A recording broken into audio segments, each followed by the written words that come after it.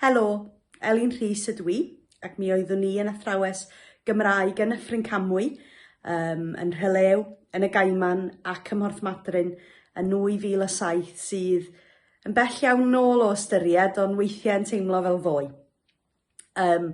Mod i'n dod yn wreiddiol o Fai Colwyn yng Ngogledd Cymru, mi oeddwn ni cyn dod i'r wladfa a mi es i yn ôl a dal i fod rwan yn byw yng Nghaerdydd. Yn byw bellach gyda Rhys fy mhartner a'n mab bach 2 oed ni Osian. Mi ydw i dal i fod yn gwneud yr un swydd a nes i adael i'w gwneud i fynd i'r wladfa sef bod yn athrawes Gymraeg mewn ysgol uwchradd yn ysgol gyfun Cwm Rhymni, yr un ysgol digwydd bod a Geraint Ashton. Ac yn ôl yn wneud hynny hefyd ac yn hapus iawn.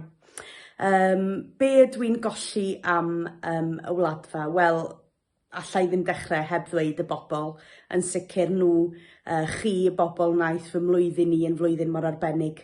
Y bwyd, y cig, y ffactwras, y mate. Dwi ddim wedi cael gymaint o hynny o mate ers hynny, fe rai fi newid hynny.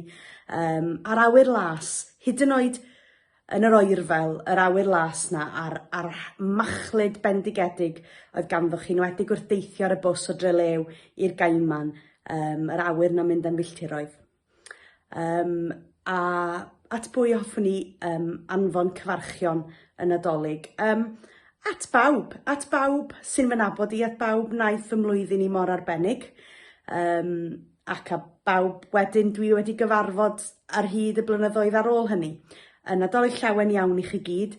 Feliz Navidad y un próspero año nuevo. Besos.